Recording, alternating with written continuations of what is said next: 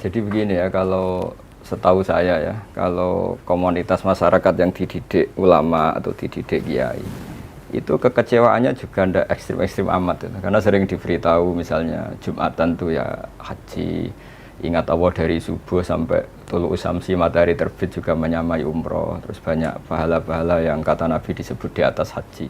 Lebih terhibur gitu. Jadi lagi-lagi ini pentingnya ngaji, lagi-lagi saya ulang lagi pentingnya ngaji.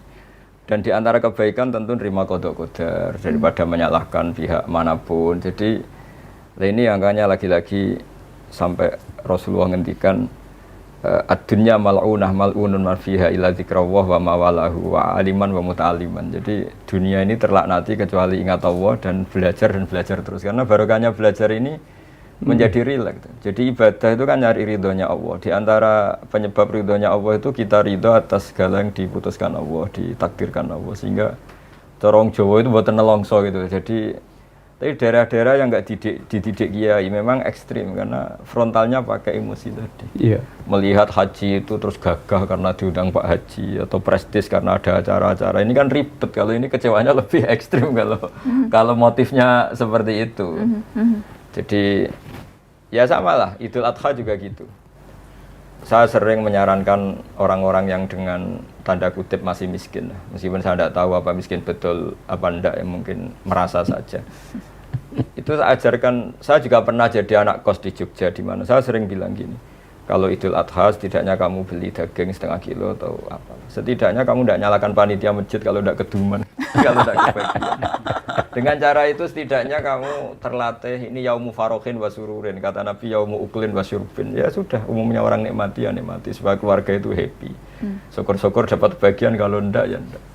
Sehingga Ibnu Abbas dulu kalau musim kurban juga beli daging kalau sekarang sekilo 2 kilo. Mungkin niatnya ya tadi, setidaknya enggak nyalahkan orang lain. Ini nyambung, ada santri PSQ bertanya, jadi kalau kondisi sekarang yang lebih diutamakan menunaikan kurban atau membantu tetangga yang misalnya terdampak COVID? Nah itu jawaban itu mudah sekali, dari awal kurban itu tidak wajib, tapi jangan niati pengganti kurban ya, karena kurban memang harus berbentuk hewan, ya niati bahwa prioritas tadi.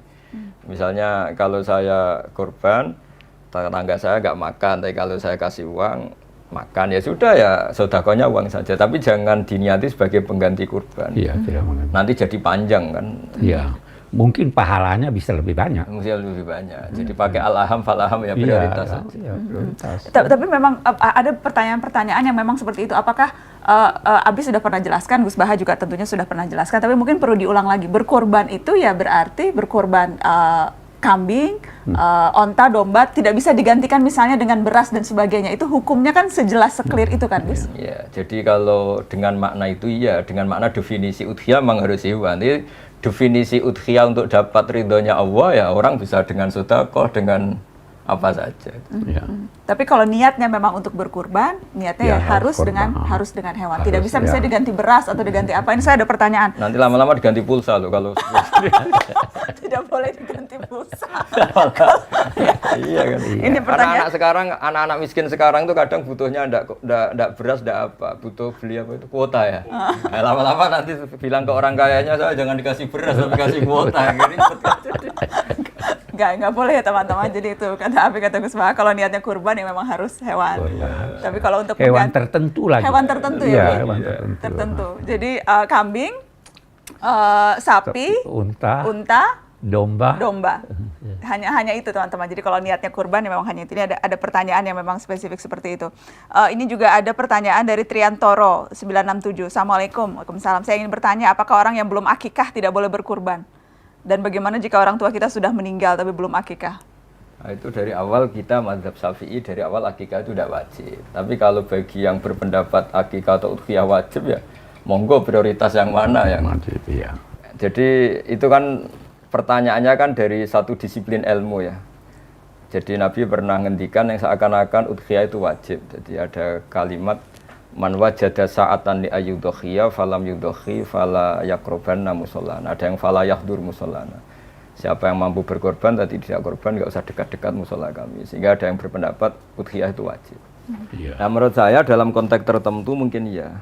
Ketika dalam konteks rivalitas misalnya gini, ada pengaruh buruk yang ditimbulkan karena orang yang batil ini, yang maksiat ini mayor-mayoran terus. Yang ini keluarga orang soleh, komunitasnya tempe terus tahu terus. Sehingga masyarakat ini merasa utang jasanya sama yang fasek, sama yang nggak bener ini. Maka menurut saya orang soleh di daerah ini, menurut saya kalau punya kemampuan itu wajib berkorban. Karena efeknya nanti supaya tadi, takutnya al-insan abdul ihsan tadi, supaya orang-orang ini berutang jasa juga sama orang soleh. Tapi secara disiplin fikih memang udhiyah itu sunat, akikah juga sunat. Sehingga nggak perlu ada pertanyaan tumpang tindih mana yang harus diprioritaskan gitu. Oke, ini satu lagi pertanyaan soal kurban.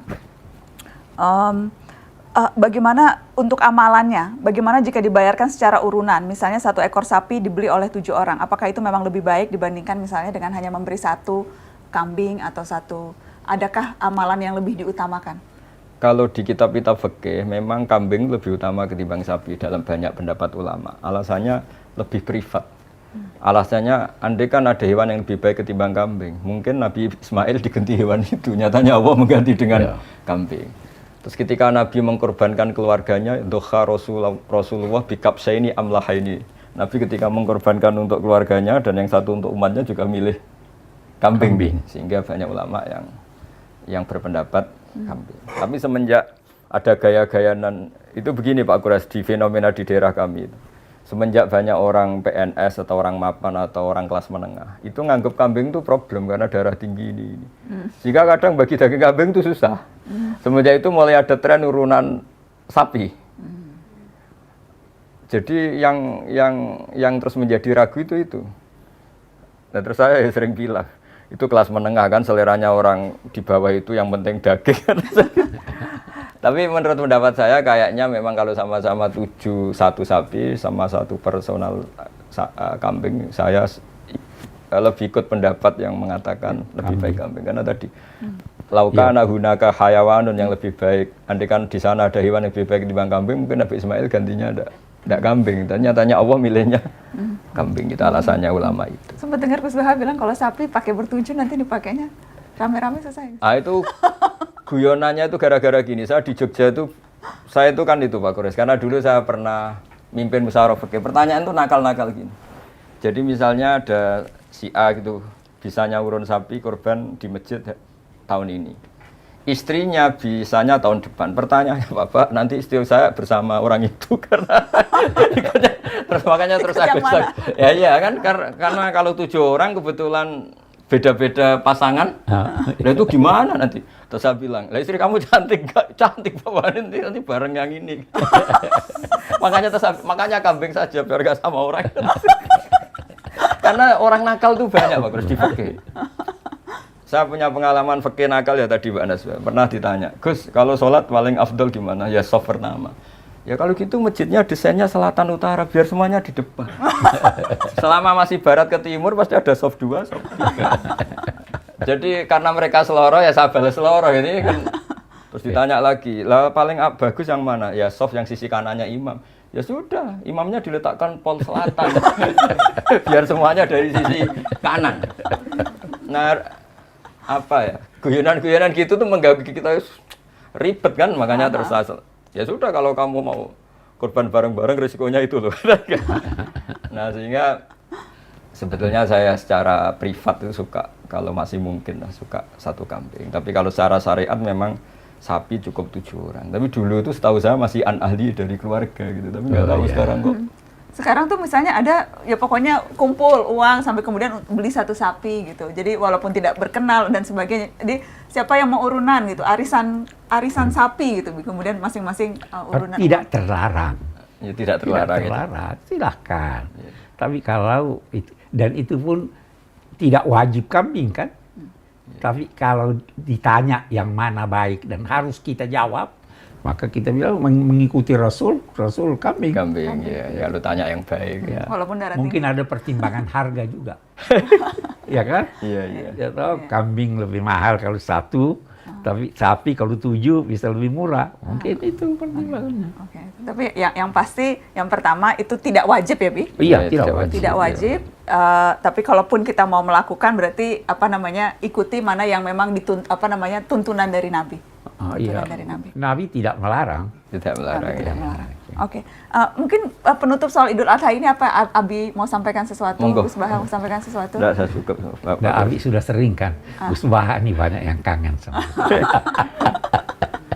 Ya pokoknya pesan saya sama semua umat Islam lah, semua hidup itu harus senang lah. Ketika Nabi kalau dalam bahasa pondok mensifati ya, menstatuskan hari Id yaumu farohin wa sururin wa aklin wa syurbin sampai diharamkan puasa. Karena Nabi inginnya orang senang semua di hari itu. Ketika Sayyidina Ali ditanya ibadah paling bagus hari Syawal atau Ramadan apa tausiatul iyal ya, kalau melonggar keluarga, karena qul bi fadlillah bi rahmati fa bidzalika falyafrahu.